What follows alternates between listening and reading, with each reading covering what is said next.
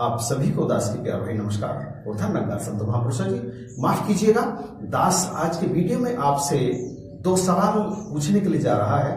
पहला, मान लीजिए आपने कोई दुकान की है और पर्याप्त मात्रा में आपने दुकान में सामान भर लिया है। आप आने वाले ग्राहकों को उचित मूल्य पर सामान देते हैं और आपका व्यवहार उनके प्रति बहुत ही नम्र रहता है, बहुत ही मृदु रहता है। आप हर समय अपनी दुकान पर बैठते भी हैं। क्या आपकी दुकान नहीं चलेगी?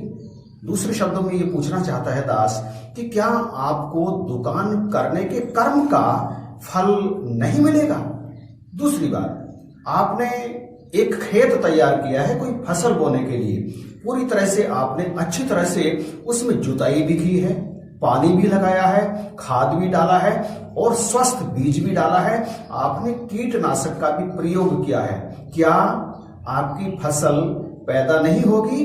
क्या ये सारे काम करने का आपको अच्छी फसल के रूप में फल नहीं मिलेगा? इन दोनों सवालों के जवाब दास को तो यकीन है, पूरा विश्वास है कि दुकान भी चलेगी और फसल भी बहुत अच्छी होगी।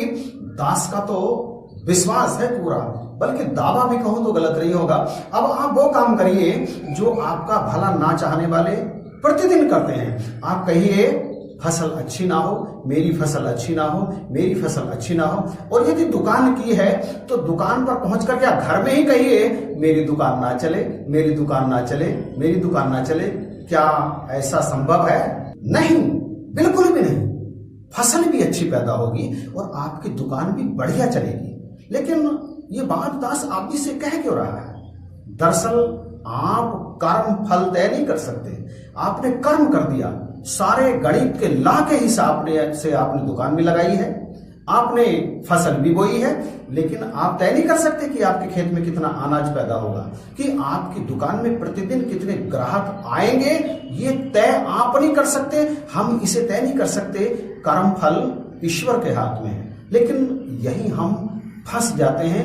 आवागमन का चक्र जो बनता है ना, वो यही से बनता है। और मन में जो दुख सुख आते हैं ना, उनके भी बहुत सारे रीजन में एक ये है, दुकान में ग्राहक मेरी उम्मीद से ज्यादा आ गए तो मैं प्रफुल्लित हो गया, कम आ गए तो मैं दुखी हो गया।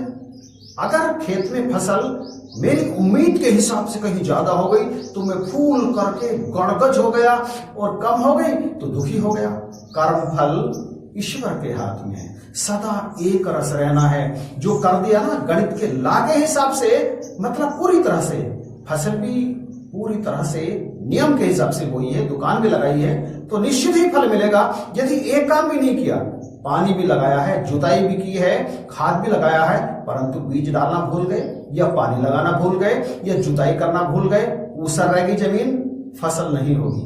दुकान लगाने पर यदि ग्राहक से व्यवहार अच्छा नहीं रहा ना, तो दुकान नहीं चलेगी।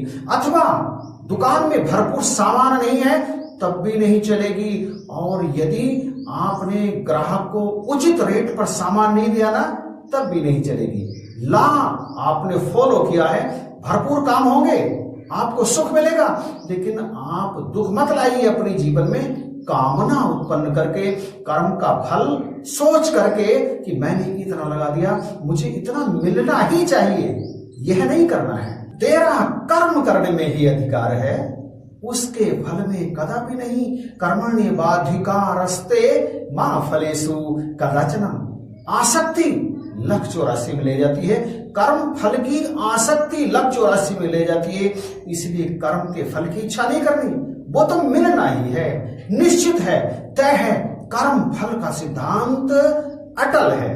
संत महापुरुषों, आप तो इस बात को अच्छी तरह से जानते हैं कि कर्म करने की स्वतंत्रता जीव को केवल और केवल मनुष्य योनि में ही दी गई है। दूसरे शब्दों में, मनुष्य योनि कर्म प्रधान योनि है, और इस मनुष्य योनि में किए गए कर्मों का फल लक 84 योनि में जाकर जीव को भोगना पड़ता है।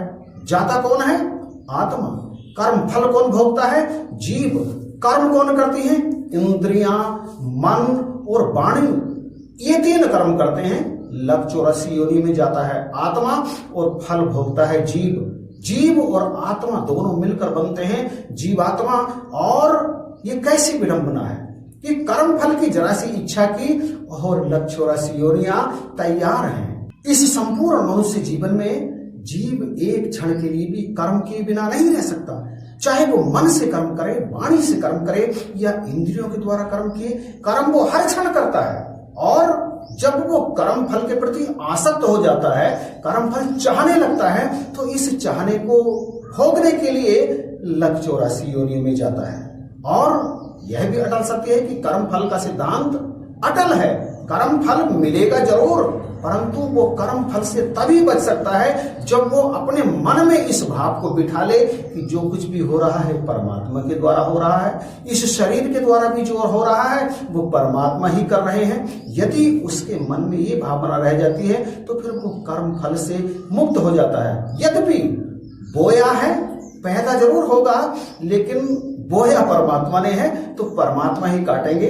मैं क्यों काटूं? न त्वम देहो न ते देहो भोक्ता कर्ता बान भवान चिद्रोपवसी सदा साक्षी निरपेक्ष सुखम चर। इस संसार में दर्शक भाव से रहो, दृष्टा भाव से रहो, सिर्फ देखो परमात्मा की लीला को, मोहग्रस्त मत हो, जाल में मत फंस जाना। जाल में यदि फंस गए तो फंसे रहेंगे, कब वो घूम करके वो समय आएगा फिर मनुष्य जन्म मिले और हम कर्म फल से मुक्त होने वाले काम करें। तो बख्शिश करो, कृपा करो, इस बात का ध्यान रखना है कि कर्म फल से मुक्त होना है, बिल्कुल हट जाना है। तथापि यदि भोजन किया है ना तो भूख तो मिटेगी, प्यास लगी है, पानी पिया है, प्यास तो दूर होगी, निश्चित रूप से होगी।